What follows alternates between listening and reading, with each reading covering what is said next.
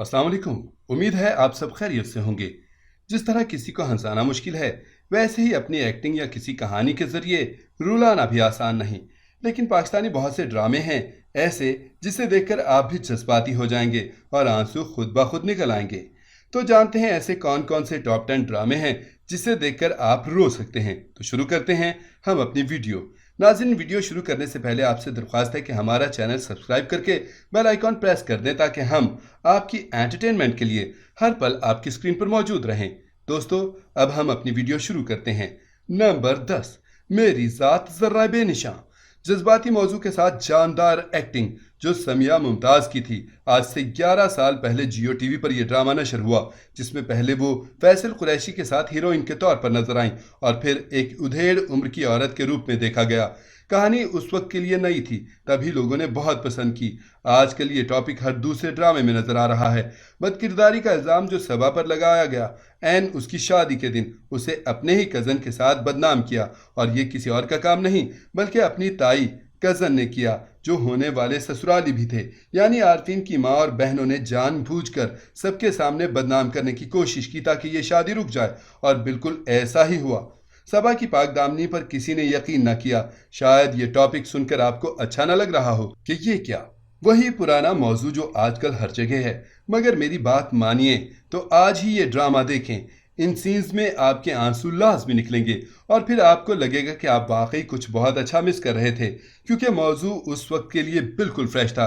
इसके बाद बहुत लोगों ने कोशिश की, मगर वही बात है ना, एक ही बार वो चीज़ अच्छी लगती है या फिर उस ड्रामे में हर चीज़ परफेक्ट थी। राइटिंग, डायलॉग्स, डायरेक्शन और सबसे बढ़कर सारे पुराने और मंझे हुए अदाकार जैसे कि समीना पीरज़ादा, फैसल कुरैशी, सबा हमीद और समिया मुमताज़ ने ड्रामे को मजीद जानदार बनाया। सबा की शादी एक बूढ़े शख्स से करवा दी गई जो गरीब और उससे काफ़ी बड़ा था। सबा ने सब कुछ अपने अल्लाह पर छोड़ दिया और अपने घर वालों से हमेशा के लिए ताल्लुक़ ख़त्म कर दिया, जिन्होंने उस पर भरोसा नहीं किया और सज़ा सुना दी। सबा ने खुदा से रिश्ता जोड़ा और वो सारे गम दुख भूल कर बस खुदा की हो गई। ड्रामे का सबसे जज्बाती मंजर आरफीन की माँ की मौत का वक्त था, जब वो अपने बेटे को सच बता रही थी, और उसकी मौत बहुत मुश्किल से आई जब तक उसने माफ़ी ना मांगी। नंबर 9, मताए जान है तू। मताए जान है तू के आखिर ने लोगों को रुला दिया। ये 2012 में हम टीवी पर नशर हुआ, जो फरहत इश्तियाक की तहरीर थी। मताए जान मोहब्बत से भरपूर कहानी थी जो इबाद और हानिया की थी। वो दोनों एक ही यूनिवर्सिटी में पढ़ते थे जो न्यूयॉर्क की कोलंबिया यूनिवर्सिटी थी। हानिया अपनी ग्रैंड माँ के साथ वहीं रहती थी, जबकि इबाद पढ़ने के सिलसिले में बाहर गया था। दोनों एक दूसरे की मोहब्बत में गिरफ्तार हो जाते हैं। तब इबाद छुट्टियों पर पाकिस्तान जाकर अपने और हानिया के रिलेशन के बारे में पेरेंट्स को बताता है, मगर उसके वालिदैन सख्ती से इनकार कर देते हैं, और इबाद फरमाबरदार औलाद की तरह मोहब्बत से दस्तबरदार होने का सोचकर कज़न से मंगनी कर लेता है। लेकिन जब वो वापस जाता है, हानिया की दादी माँ मौत के करीब होती है। वो इबाद और हानिया की शादी की आखिरी ख्वाहिश पूरी करने का कहती है। इबाद हानिया से निकाह कर लेता है। उसकी ग्रैंड मदर मर जाती हैं। वो पाकिस्तान जाता है, जहां उसके वालिदैन उसकी खबर के बाद उसे अपनी जिंदगी और जायदाद से आग कर देते हैं। तब आता है इबाद की जिंदगी में वो रुख जो आपको रुलाने पर मजबूर करेगा, मगर ये आप ड्रामा देखकर ही समझ सकेंगे। नंबर 8, मात। दो बहनों की कहानी जो जज्बात से भरपूर थी। 2012 में हम टीवी से यह ड्रामा नशर हुआ, जिसमें आमना शेख और सबा कमर ने ऐमन और समन दो बहनों का किरदार निभाया। वही दो बहनों की कहानी जो आजकल हर ड्रामे का हिस्सा है, मगर उस वक्त के ड्रामे शाहकार होते थे। इसलिए अगर आपने नहीं देखा तो समझें आपने मास्टरपीस मिस कर दिया, क्योंकि ये आजकल के ड्रामों से बिल्कुल हटकर है। ऐमन जो फर्मा बरदार, समझदार और मोहब्बत करने वाली लड़की थी, उसके बरक्स समन जो समझती थी कि वो जो चाहे हासिल कर सकती है, और खुद गर्ज भी थी वो जो सिर्फ अपना सोचती। ऐमन की मंगनी उसके कज़न फैसल से हुई थी, मगर फैसल ने ऐमन से मंगनी तोड़कर समन से शादी का फैसला किया, क्योंकि वो उसे ज़्यादा खूबसूरत लगी। समन ने पहले तो इनकार किया, मगर जब फैसल की जॉब और पैसा देखा तो फैसल से शादी पर राजी हो गई।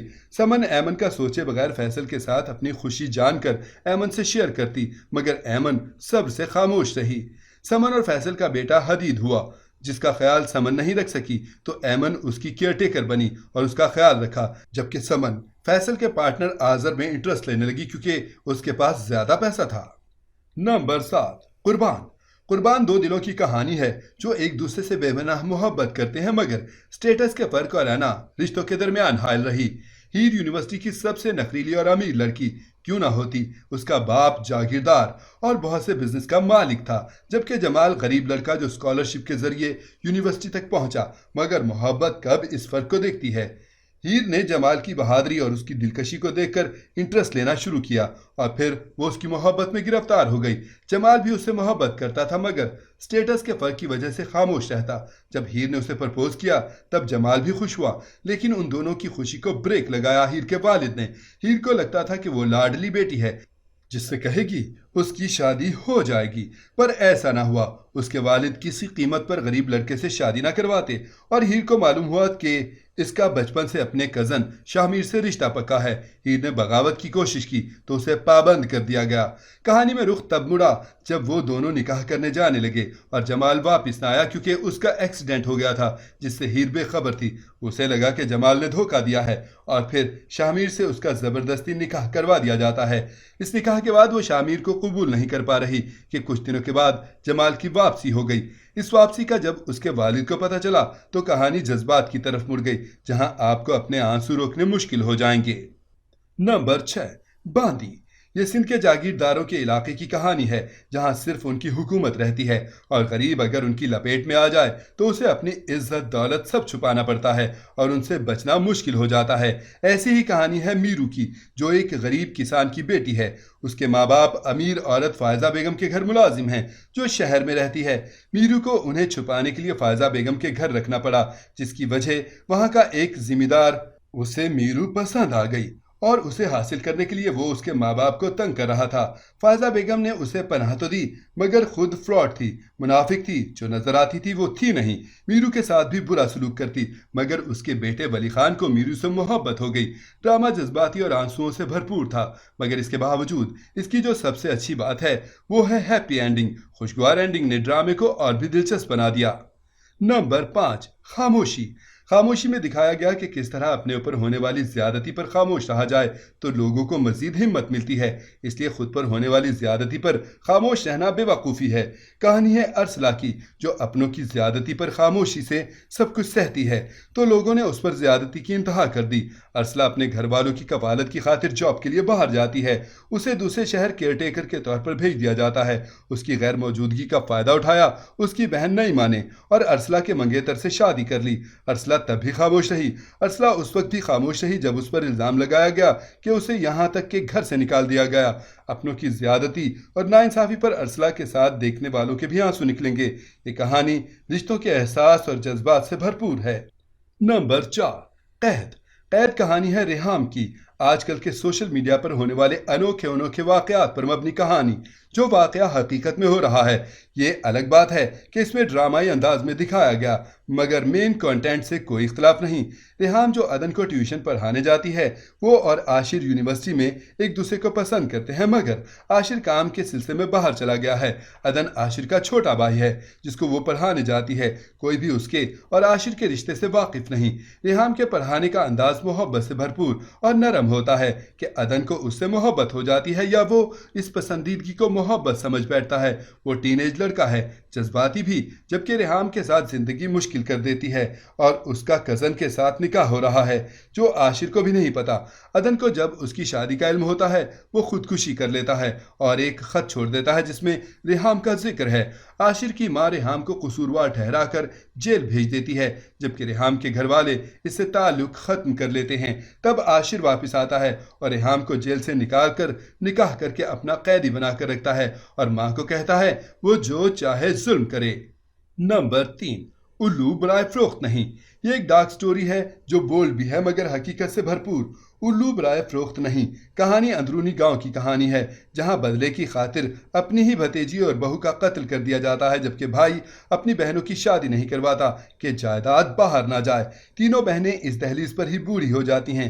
کہانی دردناک اور جذبات سے بھرپور ہے جو مسٹری تھرل بھی ہے، اس لیے پوری کہانی بتانے سے سسپینس خراب ہو سکتا ہے۔ نمبر 2، اولاد۔ اولاد نام ہی ایسا ہے جس سے جذباتی ہوا جا سکے۔ کہانی ہے بے بس ماں باپ کی جو اولاد کی خاطر اپنی زندگی داؤ پر لگا دیتے ہیں مگر تینوں بیٹوں نے بڑے ہو کر ماں باپ کو ہی زندگی سے نکال دیا۔ नंबर एक सितम और ए प्लस पर नशर हुआ ये ड्रामा जिसमें ताई का जुल्म बच्चे के साथ दिखाया गया। वो बज़ाहिर मोहब्बत दिखाती, मगर उसके माँ बाप जब मजबूरन बच्चे को उसके पास छोड़कर जाते हैं तब उसके जुल्म सितम की इंतहा हो जाती है। जी तो नाजरीन, ये थे हमारे वो टॉप 10 ड्रामे जो रुलाने के साथ साथ मकबूल भी हुए। आपको कौन कौन से ड्रामे इनमें से पसंद हैं और कौन से आप देख चुके हैं? कमेंट सेक्शन में हमें ज़रूर बताइएगा। अल्लाह हाफिज।